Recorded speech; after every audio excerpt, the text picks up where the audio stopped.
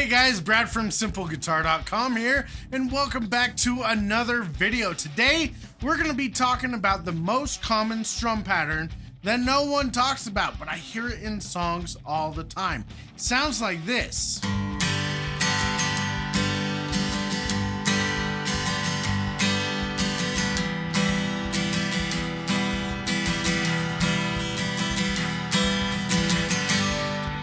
It's actually really common, but in all the books and videos that I see about strum patterns, that is not one that's included. So today I'm gonna show you how to play it.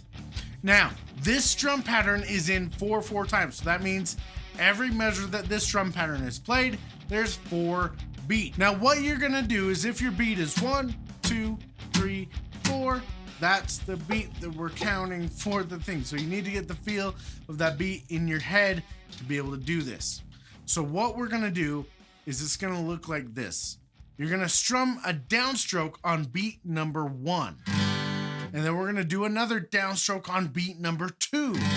But what we're doing there on beat number 2 is we aren't just playing a quarter note or an eighth note, we're playing a dotted quarter note. What that means is that note is going to be the value of a quarter note, and then with the dot next to it, that means we're going to add 1/2 of its value back to it again. So that means that note is going to take up 1.5 beats. So how does that work? Well, it's the same thing as we are going to do a downstroke on 2, and the whole quarter note would take up all of beat 2. And then that extra half beat is also going to take up the first half of beat number 3. So we aren't going to be playing on beat number 3. We're going to be letting that strum ring out on beat number 3. And then we will come in with an upstroke on the end of 3, and then a downstroke on 4, and another upstroke on the end of 4. So really slowly, it's going to go like this. 1, 2, 3, and 4, and 1, 2, 3, and 4, and 1, 2, 3, and 4, and 1, 2, 3, and 4, and 1. That's it, really slowed down. Now, you notice I keep my hand moving and I do another downstroke just without hitting anything on beat number 3. And that is so that my strumming hand here will keep time for me. It becomes my metronome. If I can keep this going down on each beat and going up on all the off beats, that keeps me steady, so I'm playing the same speed the whole time. And it just makes it easier to count and make sure your rhythm is good. So again, really slow, the strum pattern is gonna go like this. It's gonna go 1, 2, 3, and 4, and 1, 2, 3, and 4, and 1, 2, 3, and 4, and 1, 2, 3, and 4, and 1. Hey guys, if you're enjoying this video and you're digging the strum pattern, then do me a favor and hit the subscribe button on the channel for me. And if you want to be notified every time I upload a new video, hit the bell notification as well, and you will be notified every single time. Thanks a lot. Now let's get back to our strum pattern. Now, here's how you can make this strum pattern sound really good. There's a few different things you can do. 1, on beat number 2 is our most important beat. This is where in songs in 4/4, most of the time, that's where the snare drum is gonna hit. So you're gonna have 1, 2, 3, 4, 1, 2, 3, 4, 1, 2, 3, 4. But beat number 4 is going to be a little bit harder to accent because we've got an upstroke, downstroke, upstroke right there. But beat number 2 is a really good one to accent the crap out of and make that beat really loud. To do that, what you do is for beat number 1, you actually only hit 1 or 2 of your lowest strings. And then for beat 2, you hit all the strings of the chord that you were playing. And then for and 4 and, I'm just sticking to my higher strings. 1, 2, and 4, and 1.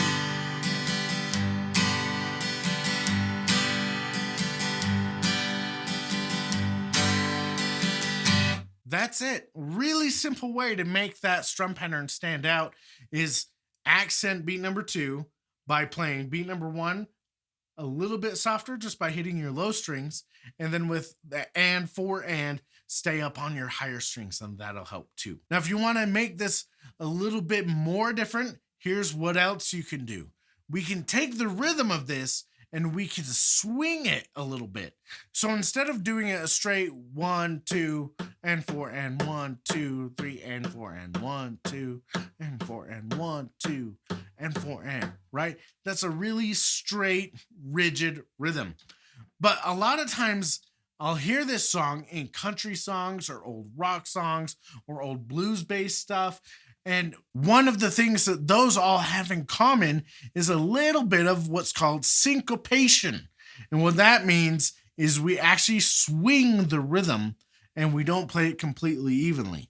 So the way to think about this is if you have eighth notes, then that means that you're going to play one eighth note a little bit long and the other eighth note a little bit short.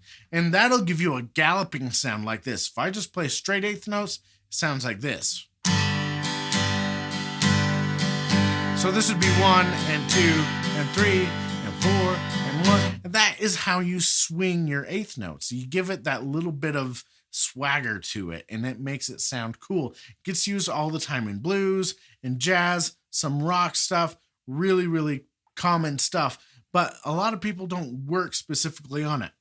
But check out the difference that we can do with this strum pattern, playing it straight versus playing it swung. So here's how the strum pattern sounds if I play it straight.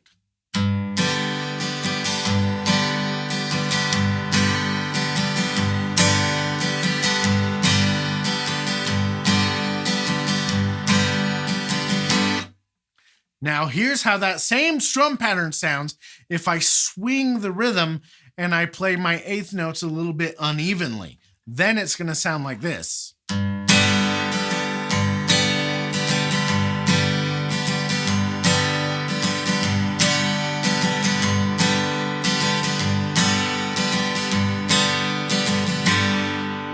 That gives it a totally different flavor, a totally different feel.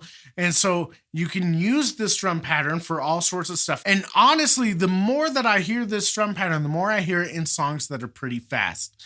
A couple examples, I hear it in Love Me Do by the Beatles. Their first #1 hit gets played in that. And also Starting Over by Chris Stapleton. It gets used in that as well. And so what you're getting there is a little bit faster. So you're going to want to start practicing this slow to get it nice and smooth, and then build up your speed so that you can really play it, really cook and play it fast. So that way you can go.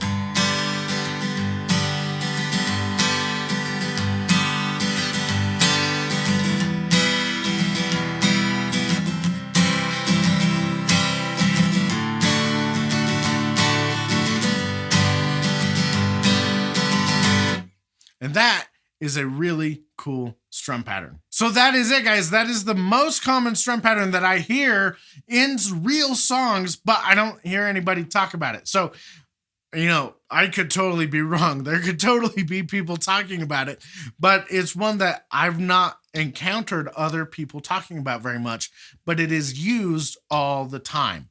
So go back, slow it down, build up your speed, practice this with some chord progressions and have fun doing it. And like I said, you can go learn those songs that I mentioned, like Love Me Do and Starting Over.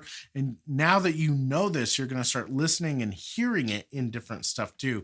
And that will be really good for you as well. Now, if you made it this far to the end of the video, I do want to tell you about a gift that I have for you. If you go to simpleguitar.com/top10, there I have a gift for you called the Top 10 Things to Learn on Guitar First, which is a guide full of the stuff that I use to teach beginners all the time so that they can get up and play more musical, fun stuff faster. So stuff like playing power chords. I think that you should be playing power chords before you learn your open chords because they're a lot easier. Okay, and you can actually play tons of songs just by doing that. My whole thing is that I think that you should be able to feel like a rock star even if you're just starting out. So go to simpleguitar.com/top10, get the top 10 things to learn on Guitar First, and thank you for subscribing to the channel and liking the video. But that's it, guys. So have fun with this strum pattern, and I will catch you in the next video.